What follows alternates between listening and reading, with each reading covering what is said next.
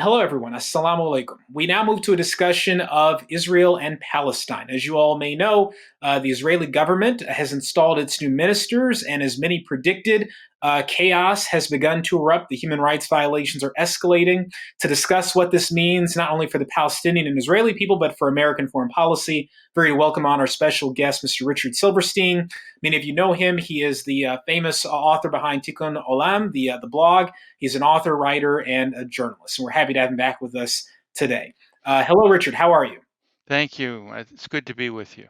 Yes, happy to have you back. So, first, for those who really don't know about the makeup of this new Israeli government, can you tell us about who is in this government? What are their stated policies? What makes them a bit different than even some of the extremist governments we've seen in the past?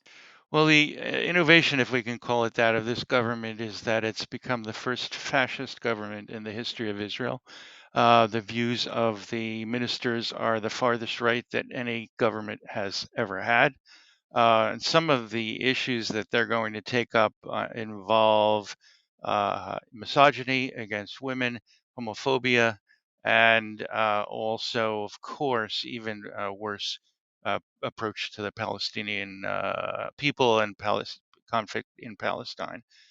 Some of the things that they want to do are to separate women and men in the public sphere, not allow women to travel on buses with men, to exclude women from serving in the Israeli army, to permit business people and doctors to refuse service to gay people, and to outlaw the gay pride parade that happens in several Israeli cities. And finally, and perhaps the most damaging, will be basically destroying the ability of the Supreme Court to overrule laws that are passed by the Knesset, which until now has had a balance of the branches where the judiciary could act as a restraint on the legislature. The new override clause, if passed, would allow a majority vote in the Knesset to override any ruling of the Supreme Court. And I like to say that basically it turns it into a court that is dealing with traffic tickets. So, Richard, let me follow up and ask you this. So, talk to us in particular about Ben Gvir, Netanyahu, and what I understand is this government's pledge, stated principle that they believe all of the land, including the West Bank and Gaza, all of that, that only Jewish people are entitled to that land, even land where Palestinians live. Is that true? Is that their stated position? And what does that mean for the Palestinian people going forward? So I'd like to just go back and talk about two particular ministers who are the most extreme and even outrageous members of this new government. We have Itamar Ben-Gvir, who's the new police minister, even though he's been convicted 50 times by the judiciary, with the police itself investigating his incitement to terrorism. So 50 convictions for doing that. He's the leader of the Hilltop Youth, the most extreme, savage, and violent settler terror group. Among other acts of terrorism, it burned to death the Dawabsha family in Duma, and killed among them the parents and an 18-month-old baby. So this has been Gvir, and Bezalel Smotrich is now heading the government approach to the West Bank.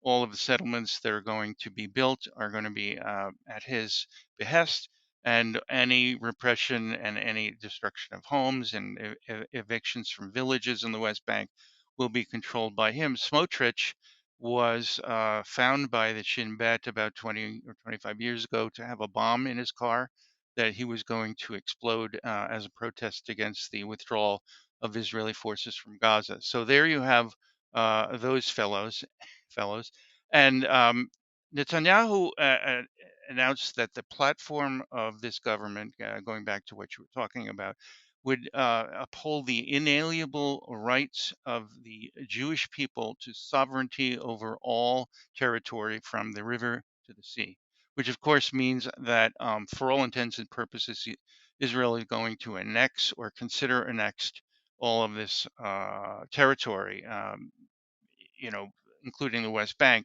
The 2.5 million Palestinians in the West Bank basically would become stateless, citizenless, and they would have no citizenship, of course, in Israel, but they would be under the heel of Israeli forces. So that's a sort of a snapshot of what is to be. Now that the government is in control, talk to us about some of the major developments. So I understand Mr. Ben Gavir paid a visit to the Al-Aqsa Masjid, also known as the Temple Mount, in an attempt to, I don't know, spark controversy at the least, or something much worse. Can you tell us about why that visit was so important to him and why it was so controversial? I don't think that Americans are aware of the equation that's going on in the Haram al Sharif, because of the intricacy of the Muslim-Jewish relationship to the actual physical spot. There was a temple in this spot, and Romans destroyed it in ancient times. And now Al-Aqsa basically stands in that spot.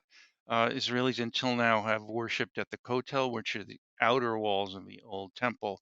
But now, since 1967, a radical settler movement has arisen that wants to force its way to the Temple Mount. Their that's their terminology. Jews call it the Temple Mount, and Muslims call it Haram al Sharif. And they want to force their way so that they can pray on the Temple Mount, and the prayers that they're giving are for the rebuilding of the Temple Mount. Now, the only way that you could rebuild it, of course, is to destroy Haram al Sharif. And that's where you get into this potential sort of end of days kind of religious confrontation that could happen. So Ben Gavir, it's important to note that in his home, he has been interviewed by Israeli TV with a picture of a mosque and the minaret of the mosque toppling over, which is basically an allusion to destroying the temple, the Al-Aqsa Mosque. And he also has a picture of Baruch Goldstein on his wall that has been shown in a TV interview. Now, Goldstein is the settler who murdered perhaps the largest number of Palestinians in a single terror attack. 29 people were murdered, I believe, in the Ibrahimi Mosque in Hebron in 1990s. So Ben Gavir is a real charmer, and he, in quotes here, once the government was named, he said he was going to storm the Temple Mount, and he was going to basically take possession of it. And then Netanyahu saw better, and he said that the visit was going to be postponed. And within a day, Ben Gavir actually did go to the Temple Mount. He went at 7 in the morning when there were very few people there, and he had a huge contingent of police with him. And even though this violated the status quo on the Temple Mount, he was seen in pictures praying with a rabbi there, again praying for the rebuilding of a third temple. So we have Ben Gavir, who is willing, not only willing to incite controversy and violence by Palestinians who object to this approach. He's eager to do that. His view and long term view is that he wants to create an end time scenario where Israel will finally, the Jewish people will finally destroy the will of Palestinians, destroy the will of the Muslim world, and to sort of finally determine the superiority and the sovereignty of Jews over the entire land of Israel, including the holiest, third holiest site in Islam, and a holy site for several different religions.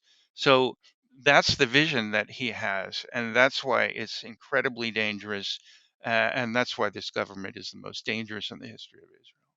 So, Richard, what do you think this means for American foreign policy? Because, as far as we can tell, President Biden and other U.S. leaders warmly welcomed Netanyahu's victory, even though they knew that he's a war criminal and a racist, and they knew who he was going to put in his government. What do you think this means, if anything, for U.S. foreign policy? Any change in terms of rhetoric for the United States or policies that might result from this government being so extreme? Our policy is basically to nibble around the edges, and our government and our Secretary of State, Antony Blinken, is asleep at the switch. The barest minimum that they could muster here is to express their concern at the nature of the government and then to say that the U.S. will be dealing not with personalities, by which it means Ben-Gvir and Smotrich, but with policy, as if the policy of appointing Ben-Gvir and Smotrich is not a policy in itself. And the U.S. has also said that it may deny entry to the United States to any Palestinian who's ever engaged in violence against Palestinians. And so that's about as far as we've been willing to go, which really isn't very far at all. And I think we should note that Biden basically wants to downplay the significance of the Middle East in US policy. He does not want to delve into it as deeply as Obama did by having John Kerry try to negotiate a settlement with the Palestinians years ago during his administration. Biden, I think, has learned his lesson from that and realized that Netanyahu doesn't want a settlement. He doesn't want a two-state solution. And our government keeps talking about a two-state solution, and the acts that the Israelis are engaged in will endanger the two-state solution. And it's really basically like an ostrich with its head in the sand, because there's no possibility of a two-state solution. That option is dead. It's been dead for a decade or more. The only option, the viable option, is a one-state solution, and yet we and much of the world is refusing to acknowledge that. Well, Richard, I guess time will tell how this all plays out with Mr. Ben-Gvir and his extremist racism, and the Netanyahu government and President Biden, 2024 election coming up. There are all sorts of factors that could impact what happens next. So we look forward to having you back to discuss this further. Hopefully, discuss good news, God willing. But in any case, look forward to having you back in the future, Richard. Thank you so much for. Thank you, Edward. It's great to Thank be you, with Richard. you.